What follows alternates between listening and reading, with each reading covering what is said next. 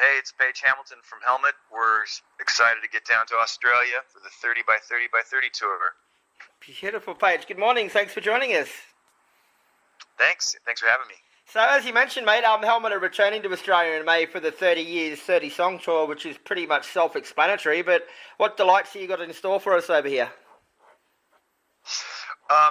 We started this thing out in Prague back in early September, and it was kind of daunting at first, just, trying to figure out how to make a set flow with 30 songs, 2 hours of just Helmet music, no opening band. But we kind of got a groove going after a couple of shows, and just we've added a bunch of songs that have never been performed live before, and some that hadn't been performed since like 91, 92. And I think I kind of find that when you bring new stuff, even new old stuff, into the set, it injects new life into the rest of the things that you've kind of played over the course of 30 years quite a lot.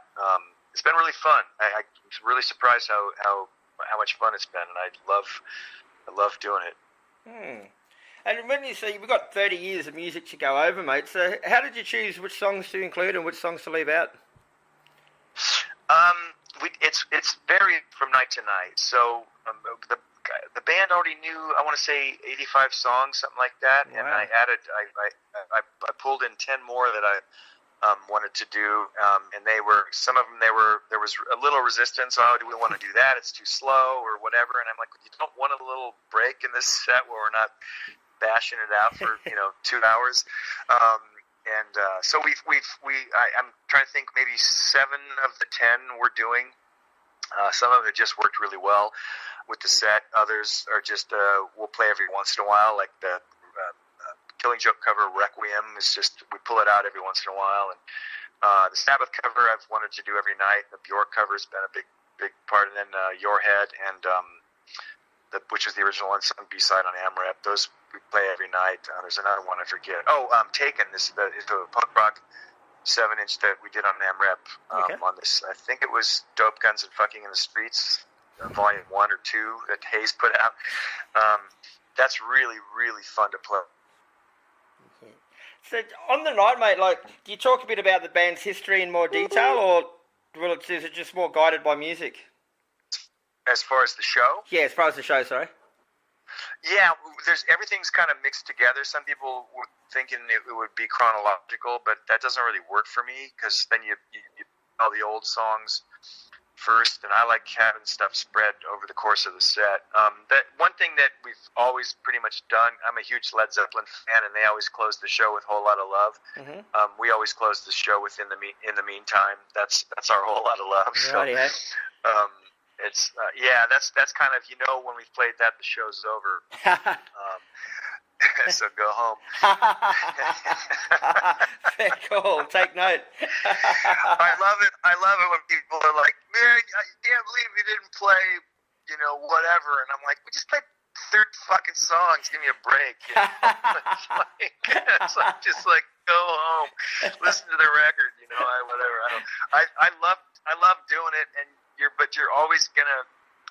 I guess people are always going to be disappointed if you don't play the one song but this is one where they can't really complain, because we even do Gigantor, and I always swore we'd never do it. Yeah, right. Turned out it's really fun. Interesting for you, going over 3 decades of songs, mate. So have you noticed your music and songwriting has changed over the years? Yeah, I do. I mean, some people think, bands, like every song sounds the same, and I'm like, yeah, well, that's a good thing, right? I mean, I could hear Mozart and know it's not Beethoven, and he just always sounds like Mozart, and I hear John Coltrane, go, that's John Coltrane, it's not Sonny Rollins. We sound like Helmet. We don't sound like any other bands, and I think it's a good thing. But that said, you don't throw the baby out with the bathwater either, like if I've got the vocabulary that I established back in 1989, and it's drop tune, and there are 2 guitars, bass, drums, and now all 4 guys sing. It used to be just me, but so we can do more backing vocals and things. You expand your horizons as a human being, one would hope, and you have more life experiences to draw from and write about, and you know more chords, and have more advanced rhythmic understanding, and so those things all kind of come into play. It's like it's harmony, melody, rhythm, form, and then the text. That's what you're dealing with in music, and with music that has words, and so it's what makes a band interesting, or a song or a piece of music interesting, is how you arrange those 12 notes in the Western scale, and so that's kind of why we love writing songs, and that's you can't repeat yourself. So many people said, I thought you were going to do another song, and I'm like, why? You did that. Well, how about another in the meantime? I'm like, what? Like a watered down version of a song that was great in the first place, and just like, let's fuck it up and do something that's not as good. I'm like, nah. It's just not it's not the way I think. Yeah. And I think any musician that thinks that way it's the kiss of death, and you're going to stagnate. And that's sometimes people are not going to be with you. But I've had people come up to me 3 or 4 years after an album came out and go, "Mate, I didn't like that when it came out. I was so disappointed. Now it's my favorite album." And you're like, right. Okay, good. That's a good thing, right? So spend your time, as a listener, and try to open your mind. Maybe good things will come of it. Very good point. So, as a musician, mate, looking back, what would you say your greatest achievement has been in those 30 years? I don't know. That I'm still playing and still love it. I love it probably more than I ever did, and I still get excited when I sit down to play the guitar every single day. I really love playing jazz, and that doesn't, it's not necessarily incorporated into Helmet, but it's part of the fabric of my musical persona, I guess, or my musical personality.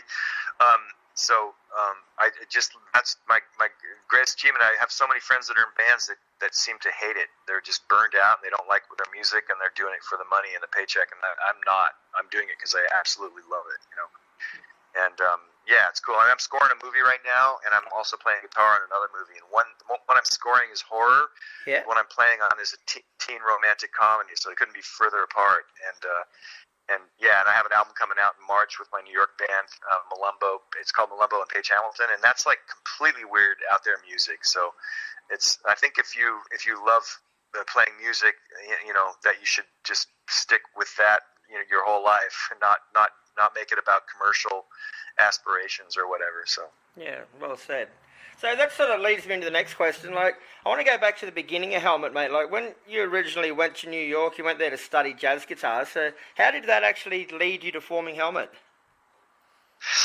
I decided once I got my master's degree that I was going to start auditioning for bands, and I got the Village Voice, which used to be a free paper in New York, and I just started showing up at these auditions, and cover bands in Queens, original bands in the East Village, whatever. And I found this Band of Susans. I really loved what they were doing, and they had three.